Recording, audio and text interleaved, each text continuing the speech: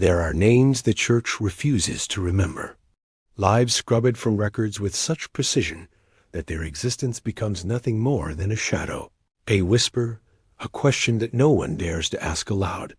Welcome to Dark Case Files. I'm your host, and before we begin today, as journey into one of the most disturbing cases of ecclesiastical erasure in American history, I need you to do something. Hit that subscribe button right now and turn on notifications. The stories we uncover here are the ones that were meant to stay buried. And second, leave a comment telling me where you're listening from. Are you alone? Can you hear the wind outside your window? I want to know. Today, we're traveling to the Appalachian Mountains of North Carolina, to a convent that doesn't exist in any church registry, to a nun whose name was deliberately erased from every document, every letter, every prayer book, and to a secret that has waited beneath consecrated ground for 175 years. This is the story of Sister Agnes Whitlow and the silence that consumed her. Winter descends differently in the Appalachian Mountains. The cold doesn't just arrive, it settles, like something alive, wrapping itself around the valleys and peaks with an almost deliberate patience. In the winter of 1849, that cold found its way to a place most people didn't know existed, the convent of the Sisters of the Silent Cross. Built in 1843, the convent sat nestled in a forgotten valley 12 miles northeast of Asheville, North Carolina. It was accessible only by a narrow mountain road that became impassable during heavy snow. The sisters who lived there had chosen this isolation deliberately. They were a small order, never more than 15 women at any given time, dedicated to a life of perpetual silence and prayer. But they weren't always silent. The convent's founding is itself a mystery wrapped in legend. According to fragmented church records, a young woman named Mary Catherine Brennan claimed to have received a vision while traveling through the mountains in 1842. She described seeing a chapel made of light suspended in the air above a specific valley. Inside the chapel, she heard voices singing in a language she didn't recognize. When the vision ended, she fell to her knees and found herself bleeding from her palm stigmata that lasted for 3 days. The local diocese was skeptical, but Mary Catherine was persistent. She gathered 6 other women, all claiming to have experienced similar visions in the same location. Together, they petitioned the church to establish a convent on that exact spot. Permission was reluctantly granted, with the condition that the order maintain a vow of perpetual silence, a symbolic rejection of the worldly noise that might have caused their supposed visions. Construction began in spring of 1843. Workers reported strange occurrences during the building process. Tools would go missing and reappear in odd places. The foundation had to be redug 3 times because the ground kept settling unevenly. And on 2 separate occasions, men working on the chapel floor claimed to hear singing coming from beneath the earth, though no one could locate the source. The convent was completed by autumn. The Sisters of the Silent Cross moved in, and for 6 years they lived in their chosen isolation, their days structured around prayer, contemplation, and work. They spoke to no one, not even each other, communicating only through gestures and written notes when absolutely necessary. From the outside, they appeared to be exactly what they claimed: devout women seeking communion with God through discipline and silence. But inside those walls, something else was growing, something that would eventually consume them all. Sister Agnes Whitlow arrived at the convent in January of 1847. She was 25 years old, the daughter of a wealthy Charleston merchant who had died suddenly, leaving her without protection or prospects. Marriage held no appeal for her. The world beyond her father's house seemed hollow and meaningless. When she heard about the Sisters of the Silent Cross, something in her responded a pull she couldn't explain, a feeling that this isolated place in the mountains was exactly where she needed to be. She took her vows in March of that year. According to the few records that survived, she was described as intelligent, devout, and uncommonly perceptive. She learned quickly, adapted to the silence with surprising ease, and within months she was entrusted with the care of the convent's small library, a collection of religious texts, prayer books, and the personal journals of the founding sisters. It was in that library, during the long winter nights of 1848, that Sister Agnes began to notice something strange. The convent's Mother Superior, Mother Catherine, the same Mary Catherine Brennan, who had founded the order, kept a private journal locked in a wooden box beneath her desk. Sister Agnes had been instructed never to touch it. But one night, while cleaning the library, she found the box open. The journal lay inside, its pages exposed. Curiosity is a sin the devout struggle with most. Sister Agnes knew she shouldn't look, but she did. The entries were written in a tight, frantic hand.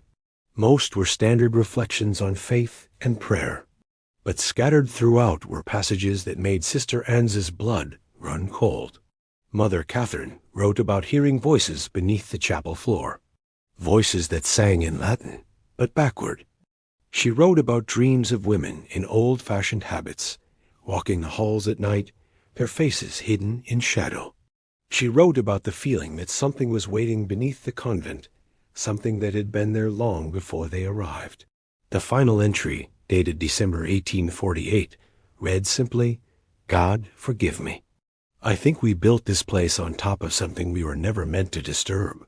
Sister Agnes closed the journal with trembling hands and replaced it in the box. She told herself it was nothing the fevered imaginings of an exhausted woman whose mind had been worn thin by years of isolation and silence. But that night, lying in her narrow bed in the dormitory, Sister Agnes heard it for the first time, singing, faint, distant, coming from somewhere below. She sat up, straining to hear. The sound was barely audible, a melody that seemed to weave in and out of the wind howling outside. It wasn't coming from the dormitory. It wasn't coming from any of the other rooms. It was coming from beneath the floored-out sister.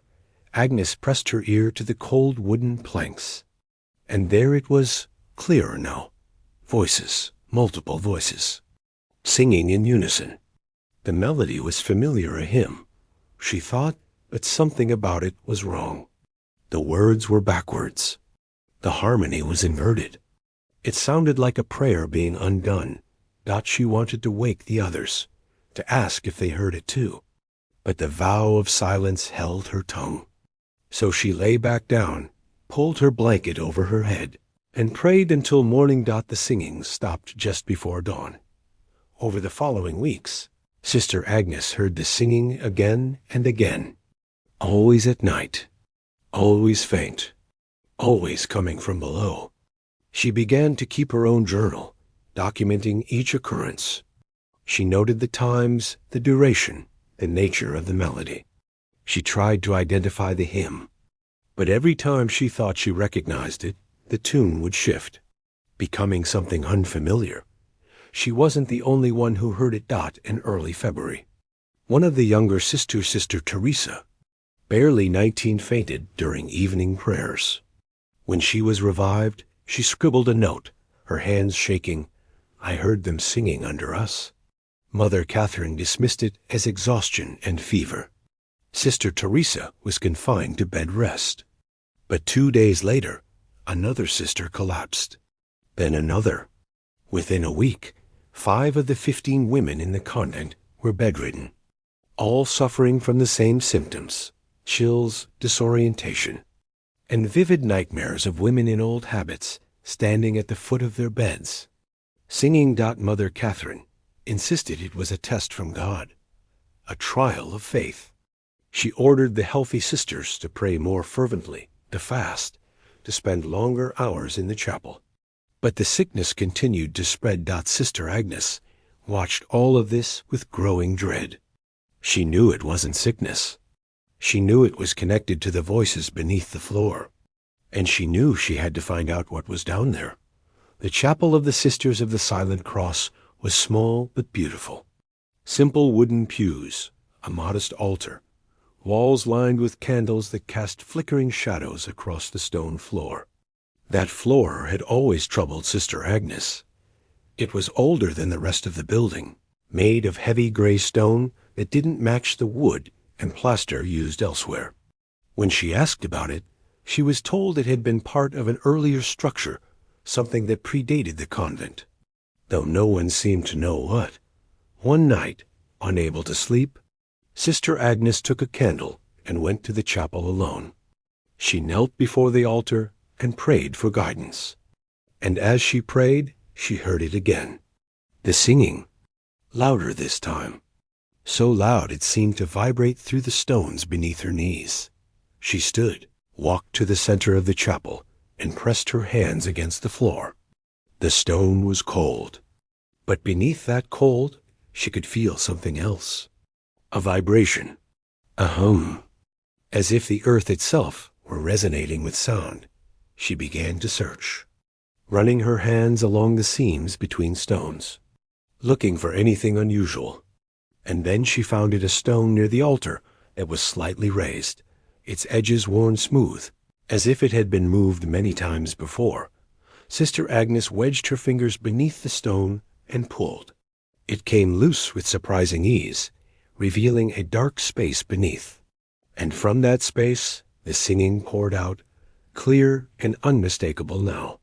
Not faint, not distant. Right there, right beneath her. She grabbed her candle and lowered it into the opening. The flame illuminated a narrow stone staircase, descending into darkness.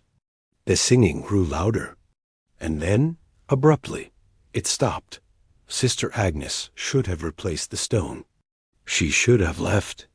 She should hold Mother Catherine. But she didn't, because in that moment of silence, she heard something else. A voice, a single voice, a woman's voice, whispering her name, Agnes.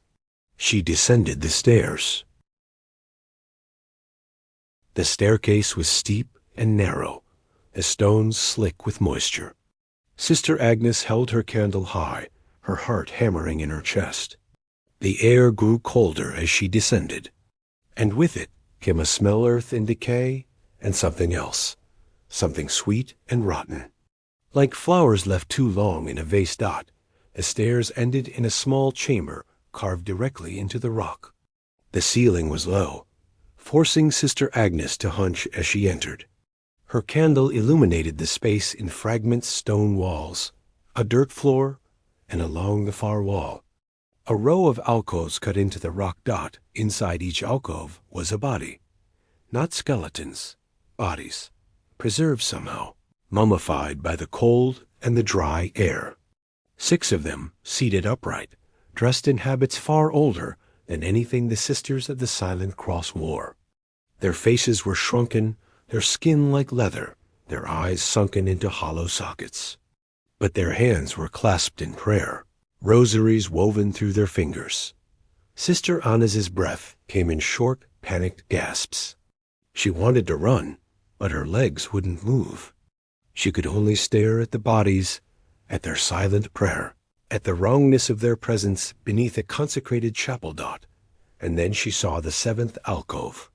It was smaller than the others, and inside was the body of a child, a girl no more than 7 or 8 years old, dressed in a white gown, her small hands clutching a rosary.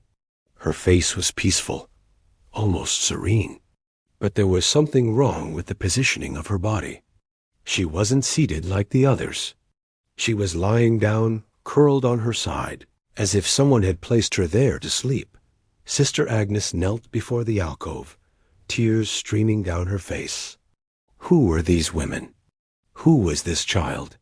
And why had they been hidden beneath the chapel? She reached out, her fingers trembling, and touched the child's rosary. It was made of simple wooden beads, worn smooth by use. And tied to the crucifix was a small piece of cloth with embroidered initials, N.C.B. Mary Catherine Brennan.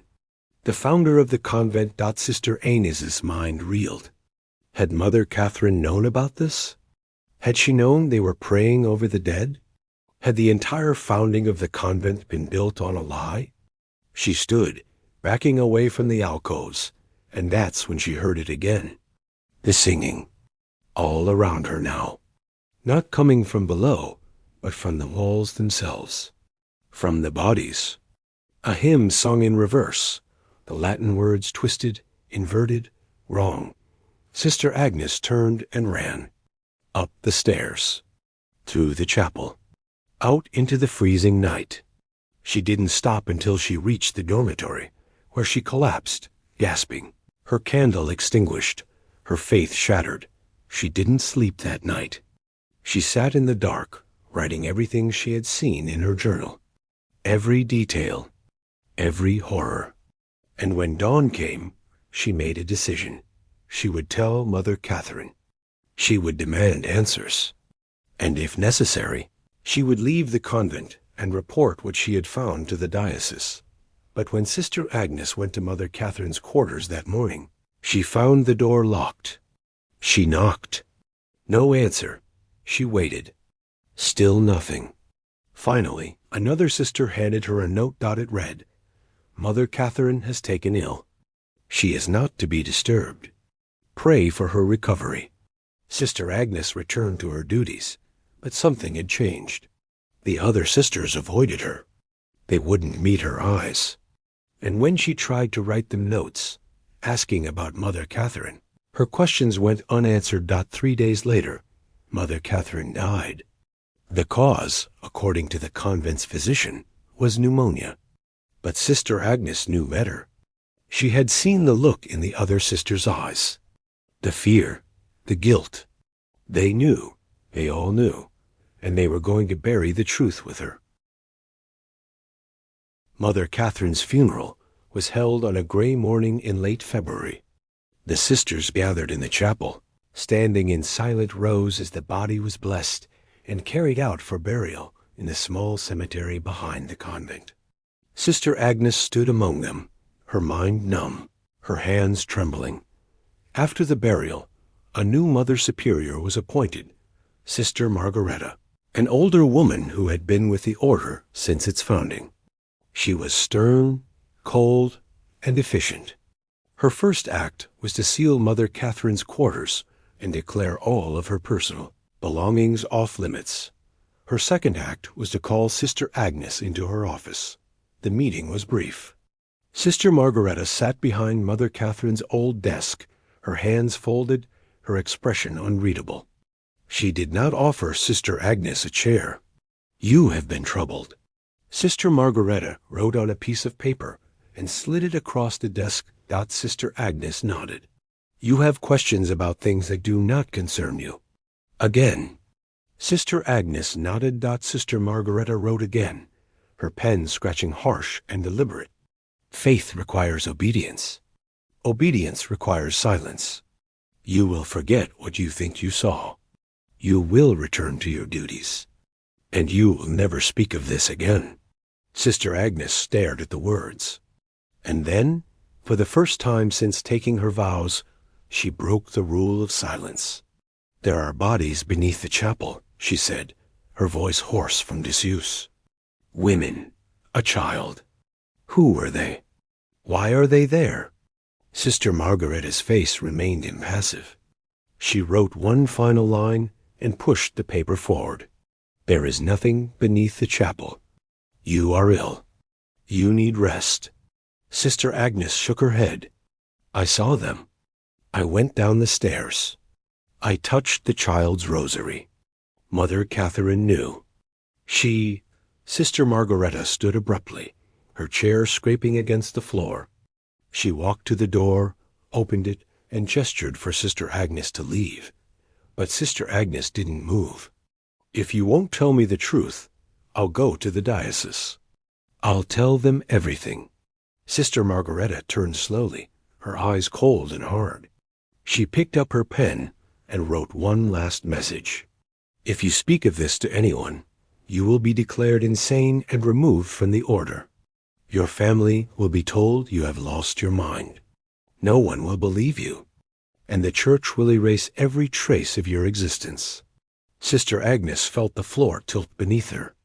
She backed toward the door, her breath shallow, her heart pounding. Sister Margaretta's expression didn't change. She simply stood there, waiting. Sister Agnes turned and fled.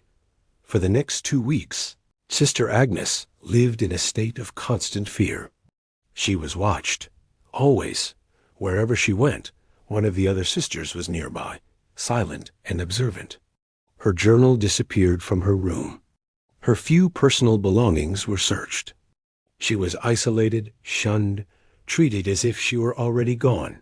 And then, one morning, she woke to find her bed surrounded. 6 sisters stood in a circle around her, their faces hidden in shadow, their hands clasped in prayer. They didn't move. They didn't speak. They simply stood there, watching. Sister Agnes tried to scream, but no sound came out. She tried to move, but her limbs felt heavy, as if weighed down by some invisible force. And then she heard the singing. Not from below this time, but from the sisters surrounding her.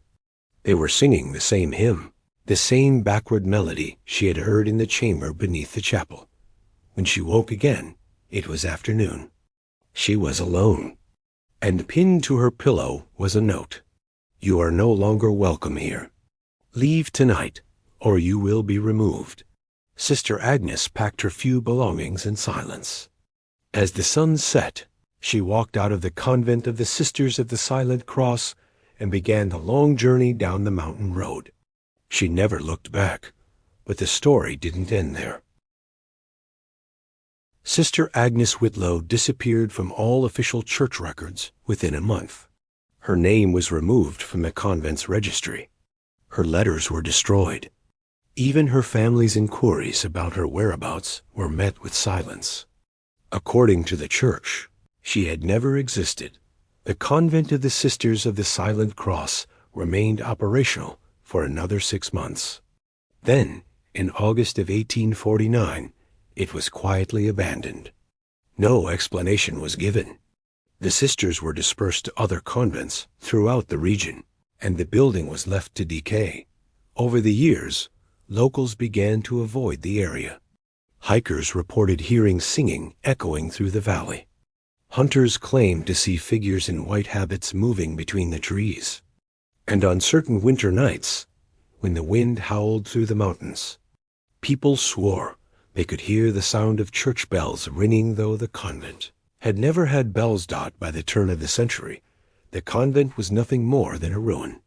The roof had collapsed. The walls were crumbling. Nature had reclaimed the valley. And the story of Sister Agnes became nothing more than a footnote in local folklore, a ghost story told to frighten children. But some stories refused to stay buried. In the spring of 2024, a young historian named Rachel Monroe was researching forgotten religious communities in the American South. She was particularly interested in convents that had been established and then mysteriously abandoned in the high mid-1800s while combing through archived church documents at a small library in Asheville. She came across a single line in a letter dated 1850. "Regarding your inquiry about Sister Agnes Whitlow, there is no record of any such individual. The matter is closed." The letter was unsigned, but the letterhead bore the seal of the Diocese of Charleston. Rachel's curiosity was piqued. Why would someone write a letter denying the existence of a nun? And why would the church feel the need to close a matter that, according to them, had never existed in the first place? She began to dig deeper, cross-referencing names, dates, locations. And slowly, piece by piece, she uncovered the truth. The convent of the Sisters of the Silent Cross had existed. Sister Agnes Whitlow had existed. And something terrible had happened there in the winter of 1849. Rachel found references to the convent in property records, in census documents, even in a forgotten journal kept by a traveling preacher who had visited the area in 1848. But every reference to Sister Agnes had been deliberately removed or obscured. She was, as one cryptic note described her, the nun who never was. Rachel became obsessed. She spent months tracking down every scrap of information she could find. And finally, in a dusty archive in Charleston, she found it. A single page, torn from a book, hidden between two unrelated documents. It was a page from Sister Agnes's journal. The handwriting was shaky, hurried, desperate. It read, "They know what I found. They will not let me speak of it. If you are reading this, know that I am not mad. There are bodies beneath the chapel, women who came before, and a child. I do not know who they were or why they are there. But I know this, the convent was not built by accident. It was built to keep something contained. And now that I have opened the chamber, I fear I have set something free. If I disappear, remember my name. Sister Agnes Whitlow. I existed, and I told the truth." Rachel read the page 3 times, her hands trembling. This wasn't folklore. This wasn't legend. This was real. She made a decision. She would go to Asheville. She would find the ruins of the convent. And she would uncover the truth that the church had tried so hard to bury.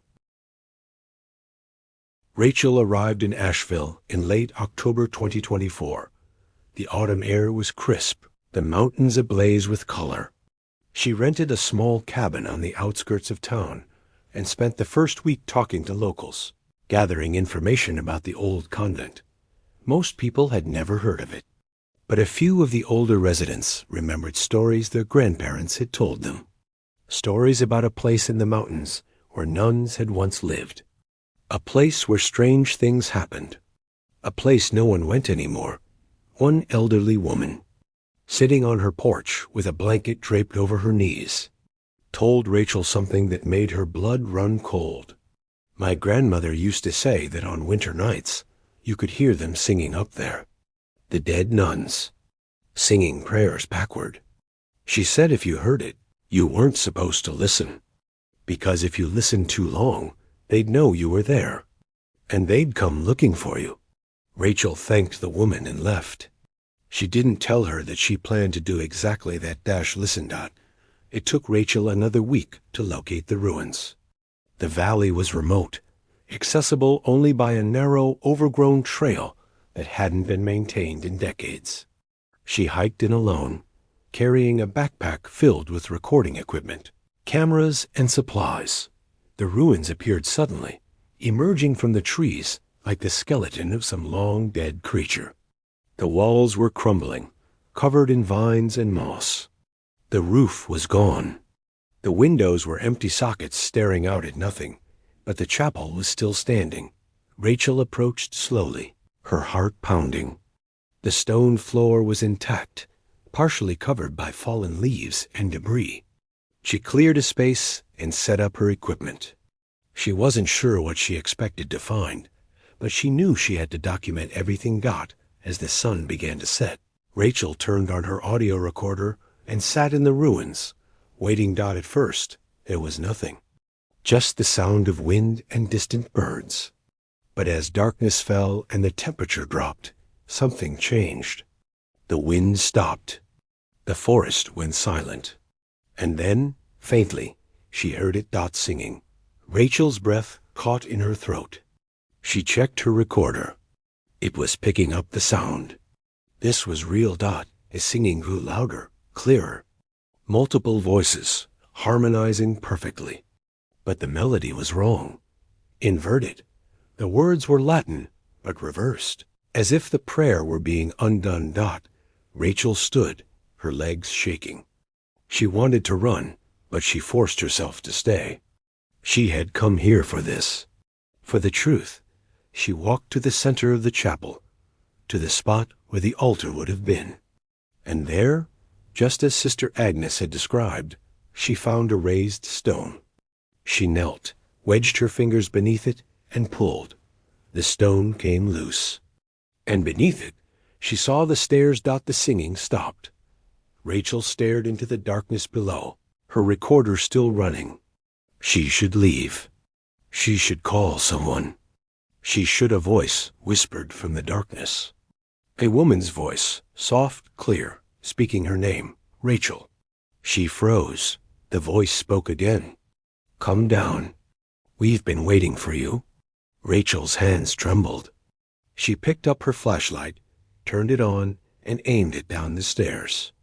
The beam illuminated the first few steps, but beyond that, only darkness.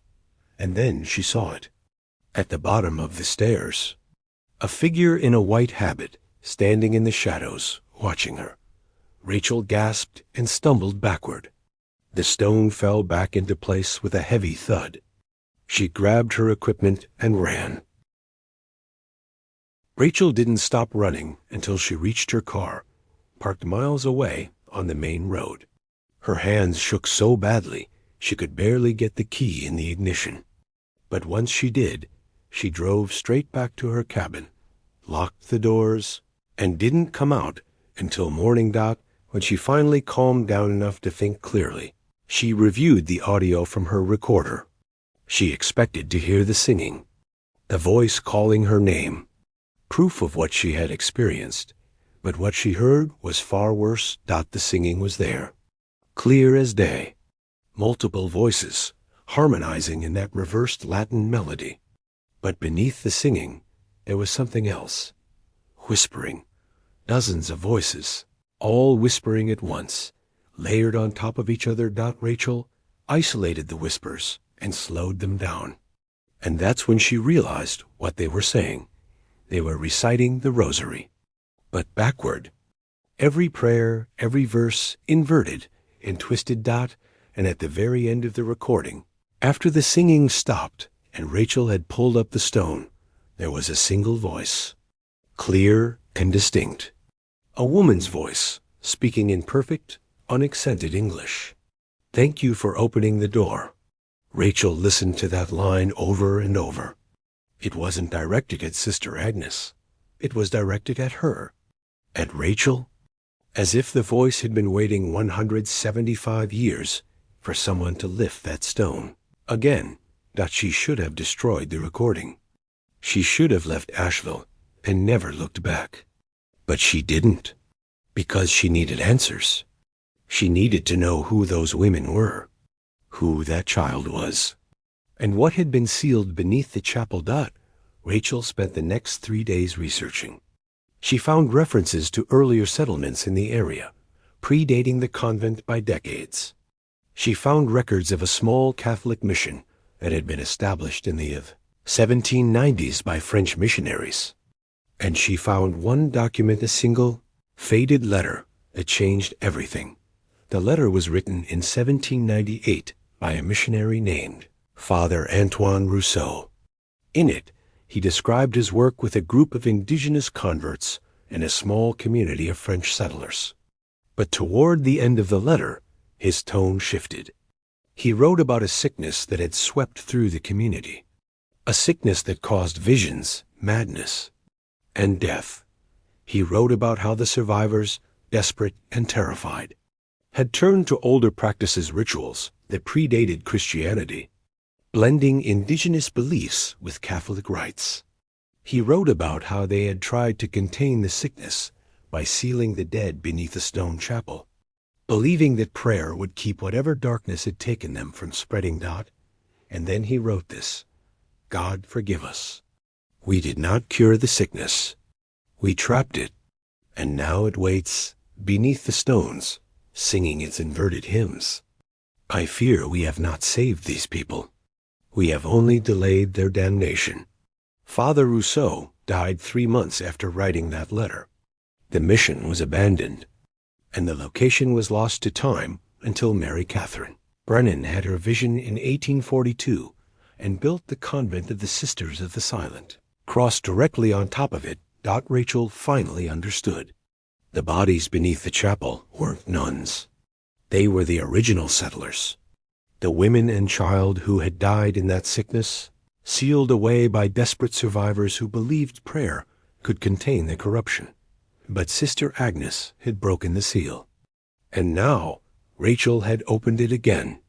That night, Rachel woke to the sound of singing. She sat up in bed, her heart racing. It was coming from outside.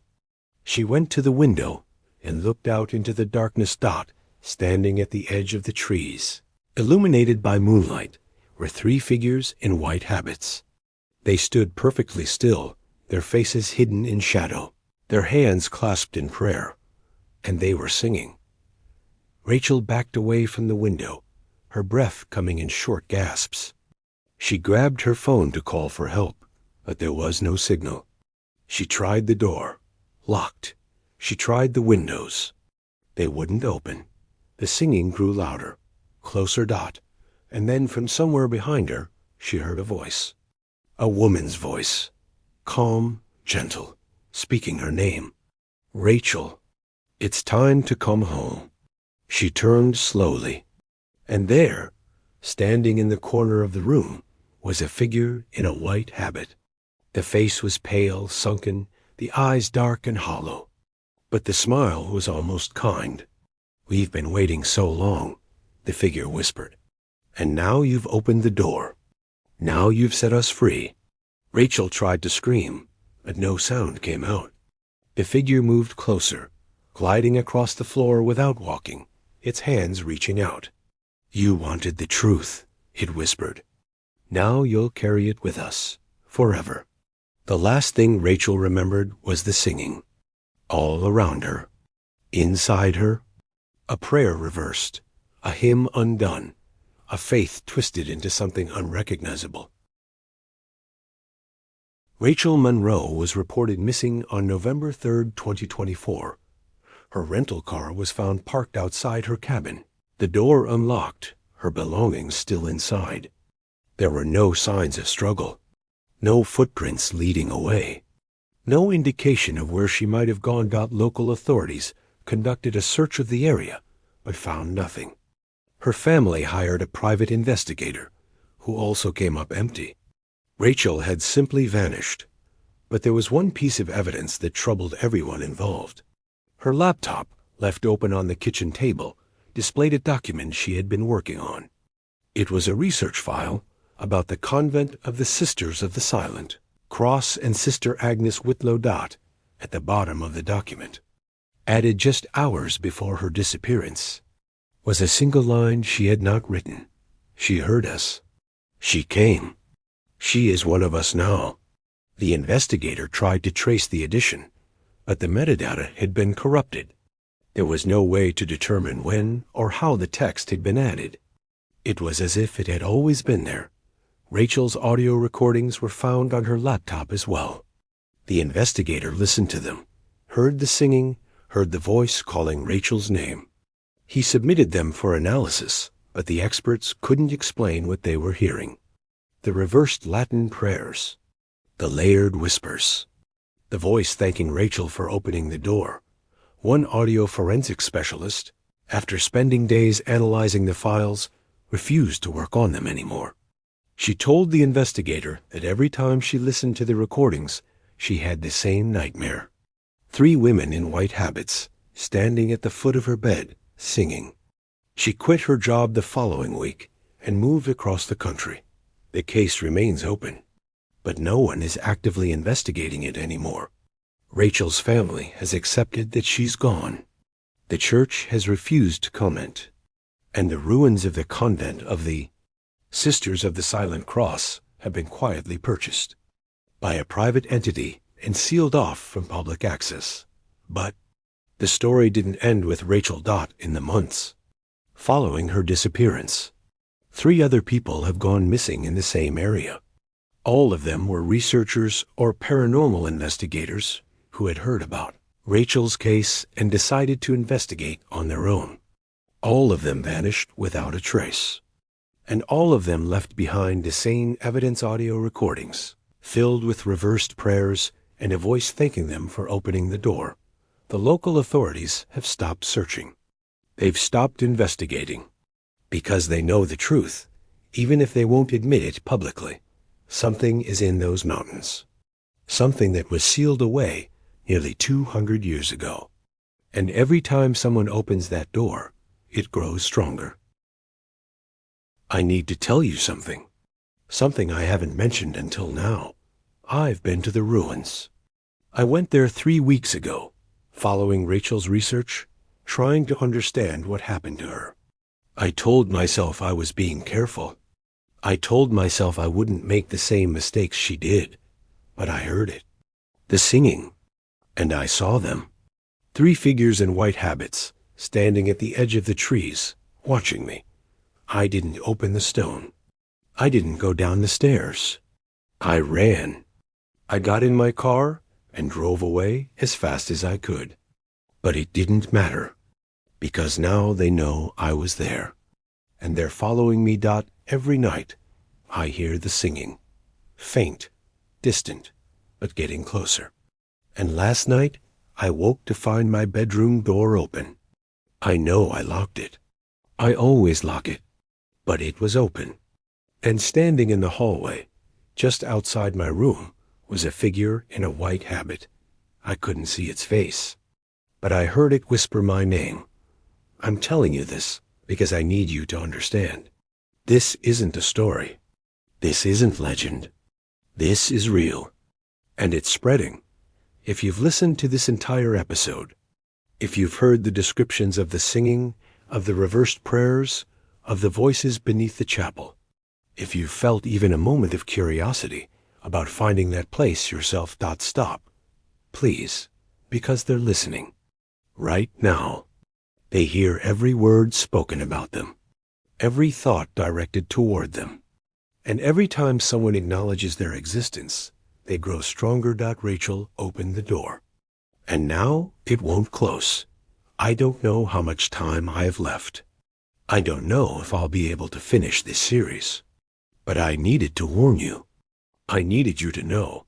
The convent of the Sisters of the Silent Cross is still there. The bodies are still beneath the chapel. And the voices are still singing. And they're waiting for you.